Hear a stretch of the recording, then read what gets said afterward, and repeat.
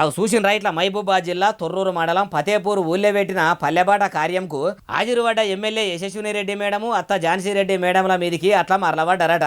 ఇట్లా ఎన్నికల ముంగడ ఈ హామీలు ఆ హామీలు అమలు చేస్తామని చెప్పిండ్రు. ఇప్పుడు అధికారంలోకి వచ్చినాక పట్టించుకుంటలేరు. మా ఫతేపూర్లో ఒక్క ఎస్సీకి కూడా ఇందిరమ్మ ఇండ్లు రాలేదు. చిన్న కులమని చిన్న చూపు చూస్తురా, మాకెందుకు ఇందిరమ్మ ఇండ్లు రాలేవని లొల్లి చేసిర్రట. అమ్మ ఎమ్మెల్యే యశస్విని రెడ్డి మేడము, మరి ఫతేపూర్ ఊళ్ళే అరువులైన వాళ్ళకే ఇందిరమ్మ ఇండ్లు ఇచ్చిండ్రా మేడము? అసెంబ్లీ ఎన్నికల ముంగడ ఎన్ని హామీలు ఇచ్చిండ్రో, ఎన్ని ఇండ్లు కట్టిస్తామని అన్నారో యాదికి లేదా? అధికారంలోకి రాకముందు ఓ మాట, అధికారంలోకి వచ్చినాక ఓ మాట అన్నట్టు ఉంటే ఎట్లా మేడము?